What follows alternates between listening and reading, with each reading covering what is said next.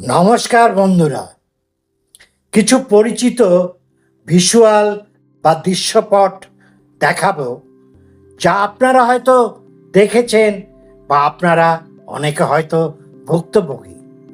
এক, পুলিশ প্রশাসন। ক, রাতের রাস্তায় লরি ট্রাক দাঁড় করিয়ে টাকা তুলছে। খ, থানায় আপনার কোনো অভিযোগ লিপিবদ্ধ করতে হলে নেতার সুপারিশ লাগবে, নতবা ডায়েরি নেবে না। যদি বা নেয়, তদন্ত হবে না, আপনাকে উৎকোচ দিতে হবে কাজ করাতে হলে। গ, পাসপোর্ট ভেরিফিকেশন বা ক্যারেক্টার সার্টিফিকেট নিতে হলে আপনাকে পুলিশকে খুশি করতে হবে। 2, পরিবহন দপ্তর। আরটিও অফিসে কোনো কাজ করতে হলে দালালদের ধরতে হবে, নতুবা আপনার ফাইল নড়বে না। 100 টাকা আরটিও দপ্তরে ফিস হলে দালালকে 1000 থেকে 5000 টাকা দিতে হবে। এই টাকার ভাগ আরটিও অফিসে কর্মীরাও পাবে। ভূমি রাজস্ব দপ্তর।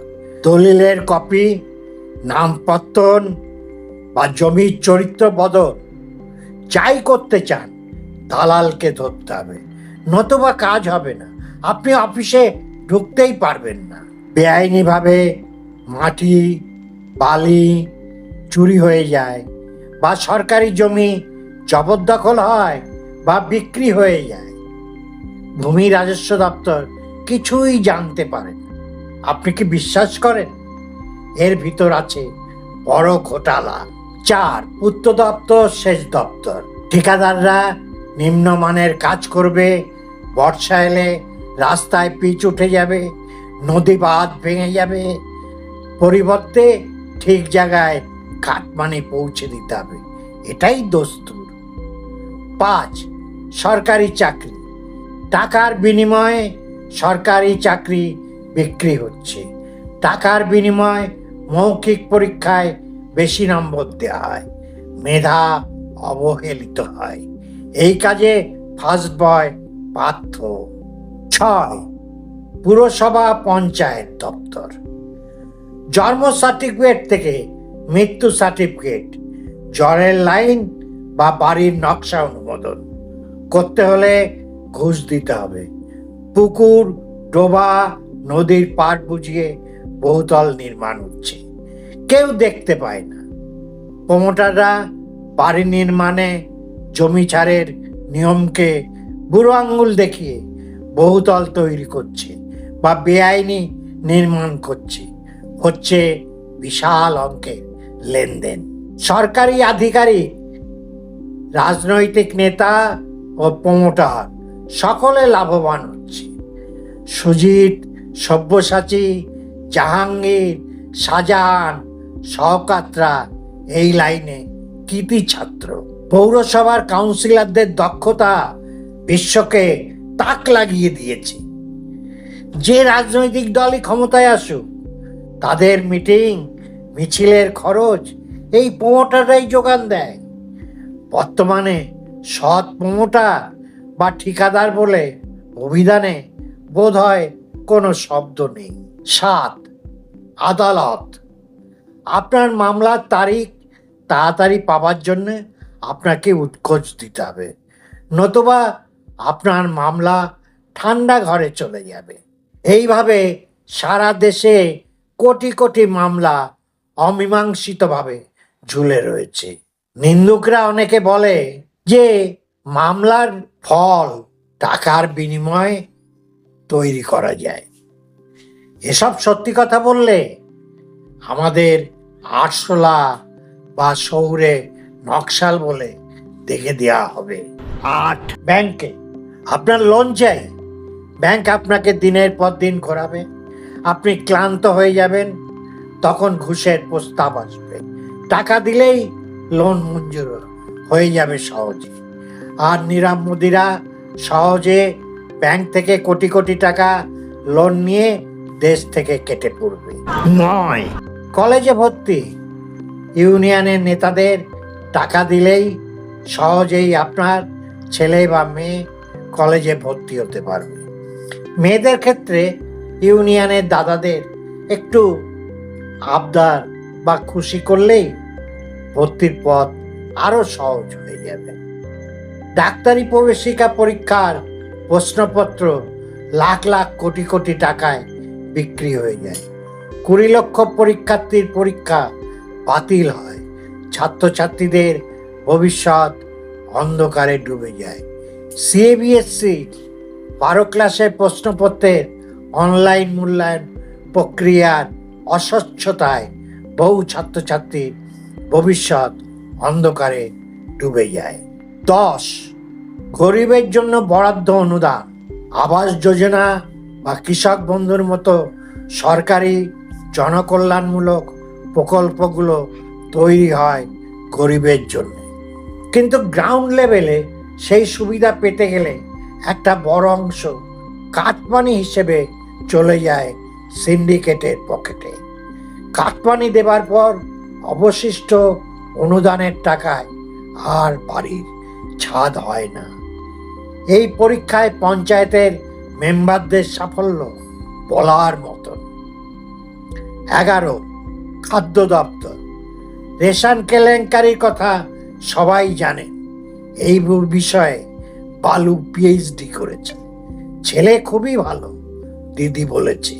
12, আয়কর দপ্তর। আজ ভারতে একটা বড় লেনদেন করতে গেলে প্যান কার্ড বাধ্যতামূলক। সমস্ত তথ্য চলে যায় ইনকাম ট্যাক্স সার্ভারে।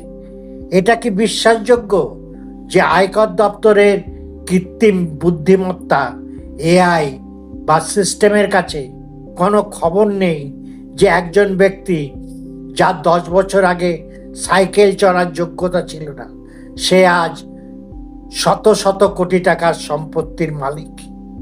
তারা সব জানে, কিন্তু আয়কর দপ্তর বা ইডির মতো কেন্দ্রীয় এজেন্সিগুলোর হাত বাঁধা থাকে রাজনৈতিক সদিচ্ছা বা পলিটিক্যাল উইলের কাছে। যখন উপর থেকে সবুজ সংকেত আসে তখনই ফাইল খোলে, অন্যথায় দুর্নীতির কালো টাকা খুব অনায়াসে সিস্টেমের নাকের ডগা দিয়ে সাদা হয়ে ঘুরে বেড়ায়। আয়করের সদিচ্ছা থাকলে গত 20 বছরে যাদের আয়ের সাথে সামঞ্জস্যহীন সম্পত্তি আছে তাদের আতস কাচের তলায় নেওয়া যেত। শুধু প্রতিহিংসা প্রবণ হয়ে কোনো সিদ্ধান্ত নিলে তাতে আখেরে কোনো লাভ হয় না। সমাজ বা রাষ্ট্রের ক্ষয়রোগ নিরাময় হয় না। 13, প্রতিরক্ষা ক্ষেত্র। দেশের সুরক্ষার নামে প্রতিরক্ষা খাতের লেনদেন পাবলিক ডোমেনে বিশেষ আসে না। কান পাতলেই শোনা যায় অস্ত্র কেনা বেচায় আন্তর্জাতিক স্তরে কোটি কোটি টাকার বেআইনি লেনদেনের কথা। শুনতে পাই পোস্তা গিয়ে বফোর্স, রাফেল ও আরো অনেক কেলেঙ্কারির কথা। 14, কয়লা চুরি।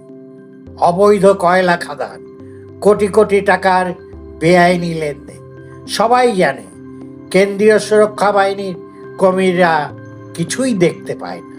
15, ইনভিজিবল বা প্যাসিভ করাপশন। এবার আসি এমন এক দুর্নীতিতে যা কোনো সিসিটিভি ক্যামেরায় ধরা পড়ে না, কোনো ফাইলের লাল ফিতে আটকে থাকে না। একে বলা হয় অদৃশ্য দুর্নীতি বা প্যাসিভ করাপশন। সহজ ভাষায় সময় চুরি। এই চুরির সাথে যুক্ত আছে অর্গানাইজ সেক্টরে লাখ লাখ ঢ্যামনা কর্মী, যারা নিজেদের সৎ বলে জাহির করে। ধরুন একজন সরকারি বা ব্যাংক কর্মচারী দিনে 8 ঘন্টা বরাদ্দ কাজের সময়ের মাত্র 2 ঘন্টা সময় নষ্ট করেন। হতে পারে সেটা ফেসবুক স্ক্রল করে, ইউটিউব দেখে, কিংবা চায়ের কাপে আড্ডা জমিয়ে। আপনি গ্রাহক বা উপভোক্তা হিসেবে লাইনে ঘন্টার পর ঘন্টা অসহায়ভাবে অপেক্ষা করবেন কখন প্রভুরা আপনার দিকে করুণ দৃষ্টি নিক্ষেপ করবেন। দেখতে খুব সামান্য মনে হয়, তাই না? কিন্তু গণিত কি বলছে শোনো। যদি একজন কর্মচারীর মাসিক বেতন 50,000 টাকা হয়, তবে প্রতিদিন 8 ঘন্টার মধ্যে 2 ঘন্টা ফাঁকি দেওয়া মানে তিনি তার বেতনের 25% কাজ না করেই পাচ্ছে। অর্থাৎ প্রতি মাসে রাষ্ট্রের ক্ষতি হচ্ছে 12,500 টাকা। বছরে সেটা দাঁড়ায় 1,50,000 টাকা। এবার হিসেব করুন, ওই কর্মচারী যদি 35 বছর চাকরি করেন, তবে তিনি রাষ্ট্র তথা জনগণের ট্যাক্সের কত টাকা নষ্ট করছে? 52,50,000 টাকা। হ্যাঁ, ঠিক শুনেছে, মাত্র একজন মানুষ তার পুরো কর্মজীবনে 52,50,000 টাকা কোনো কাজ না করেই পকেটে পুড়ছে।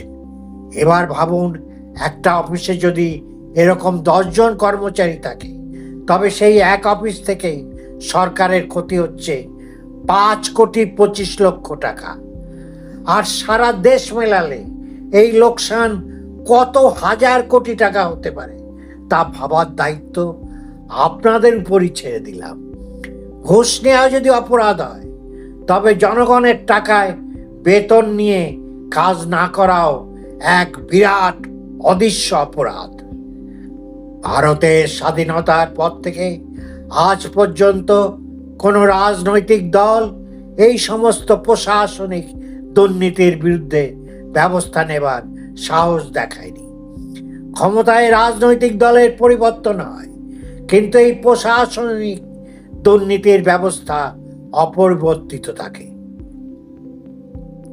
আজকের প্রশ্ন, দুর্নীতি কি শুধুই রাজনৈতিক নেতা বা কর্মীরা করে, নাকি খাকি উদ্দি আর এসি ঘরে বসা IAS, IPS, WBCS অফিসার বা অন্য উচ্চ পদাধিকারীরা এই দুর্নীতির জালের সাথে প্রত্যক্ষ বা পরোক্ষভাবে জড়িত?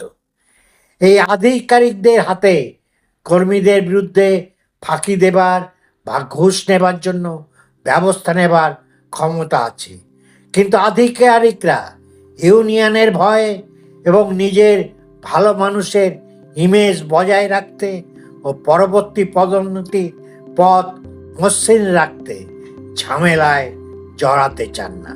নেতারা আসেন 5 বছরের জন্য, কিন্তু আমলারা থাকেন 60 বছর বয়স পর্যন্ত।